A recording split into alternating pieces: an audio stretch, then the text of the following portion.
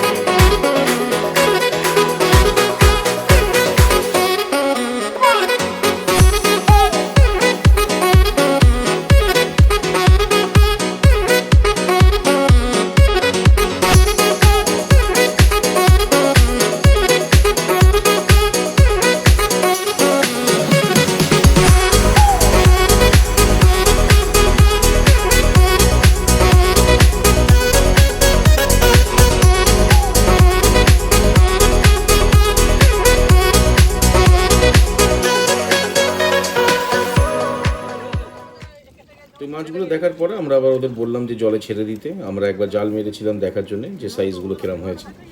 তো তারপরেই আমাদের আরেকটা এজেন্ডা ছিল দেখার, ওখানে গ্রামে একটা ক্লাব, ওখানে কিন্তু লোকাল ছেলেরা মিলে একটা কম্পিউটার ক্লাস সেট আপ করেছে। তো এটাই দেখার আমাদের খুব ইচ্ছা ছিল যে কিরম ওখানে সব কিছু এনভায়রনমেন্টটা কিরম কী চলছে, যদি আমরা কিছু হেল্প করতে পারি এখানে এই ছেলে মেয়েদের আরও কিছু সাহায্য করতে পারি, সেটার জন্যই আমরা গেছিলাম ওখানে দেখতে যে সেট আপটা কিরম আর কী আমরা ওদেরকে দিতে পারি। চলুন দেখি এরা কী শিখেছে। এখন অবধি বল, সিপিইউ এর ফুল ফর্ম কি? বাহ। আর র‍্যাম এর ফুল ফর্ম? আর প্রমের ওইটা বলতে পারবো। Out of syllabus. Out of syllabus. ওদের সাথে দেখা করার পর ঘুরে দেখে নিলাম যে ওদের কাছে কী আছে। দেখলাম যে কম্পিউটারে কিছু অ্যাক্সেসরিজ আছে যেগুলো নিয়ে ওদেরকে ভালোভাবে বোঝানো যায়। তাই সেট আপটা মোটামুটি ছোটোর ওপরে এরা ভালোই করেছিল। তারপরে এদেরকে দেখার পর মনটা বেশ খুশি হয়ে গেল। ফিরে এলাম হচ্ছে আমাদের গ্রামের যে জায়গাটাতে আমরা পুকুরটা আছে সেইখানেই আরেকজন আমাদের কালিগের বাড়ি আছে। তো ওই কালিগের বাড়ির কাছেই আমরা চলে গেলাম। তারপরেই রওনা দিলাম হচ্ছে বোলপুরের দিকে। বোলপুরের হোটেলে ঢুকেই মনটা ভরে গেল সেই পাত পোড়া চিকেন দেখে। মনে আছে সেই পাত পোড়া চিকেন যেটা আমি দেখিয়েছিলাম আরেকটা ভিডিওতে আমার, সেই সেম প্রিপারেশন হয়েছে। এবারে আমরা ক্যারি করে নিয়ে যাব বলে চিকেনটা হয়ে যাওয়ার পরে আমরা ফয়েলে প্যাক করে চলে এসেছিলাম বোলপুরের এই হোটেলে।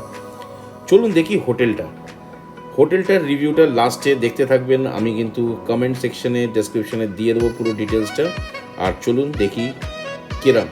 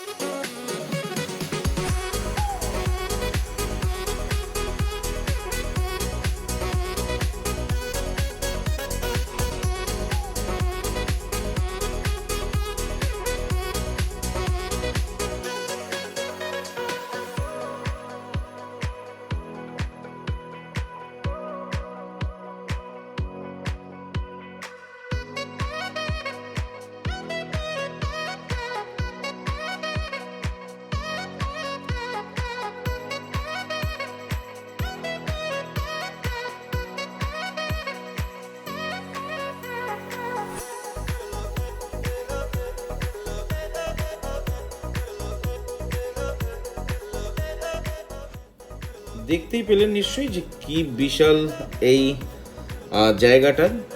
এইগুলো কিন্তু হোটেল নয়, এগুলো হচ্ছে অ্যাকচুয়ালি কটেজ করে বাড়ি করার জায়গা।